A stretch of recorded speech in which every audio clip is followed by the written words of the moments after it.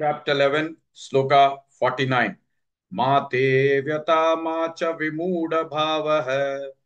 Mate vyata macha vimudha bhavah. Mate vyata macha vimudha bhavah. Drishtva rupam goramidringmamedam. Drishtva rupam goramidringmamedam. Drishtva rupam goramidringmamedam.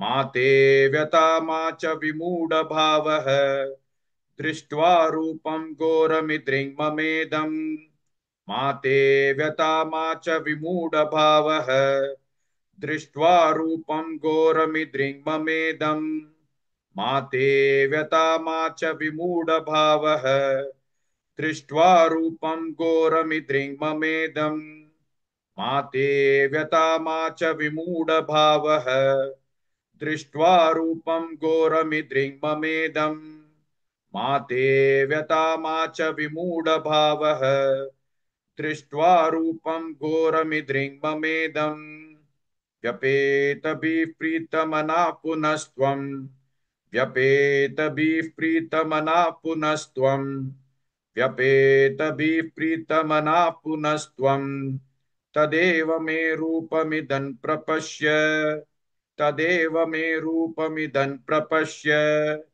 तदेव मे रूपमिदं प्रपश्य व्यपेतभिः प्रीतमना पुनस्त्वं तदेव मे रूपमिदं प्रपश्य व्यपेतभिः प्रीतमना पुनस्त्वं तदेव मे रूपमिदं प्रपश्य व्यपेतभिः प्रीतमना पुनस्त्वं तदेव मे रूपमिदं प्रपश्य व्यपेतभिः प्रीतमना पुनस्त्वं तदेव मे रूपमिदं प्रपश्य व्यपेतभिः प्रीतमना पुनस्त्वं तदेव मे रूपमिदं प्रपश्य माते व्यथा मा च विमूढभावः दृष्ट्वा रूपं घोरमिदृङ्ममेदम् व्यपेतभिः प्रीतमना पुनस्त्वं तदेव मे रूपमिदं प्रपश्य.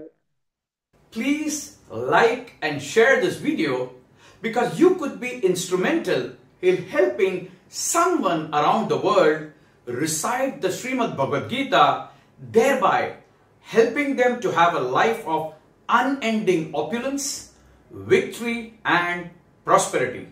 This is mentioned in chapter 18, sloka 78.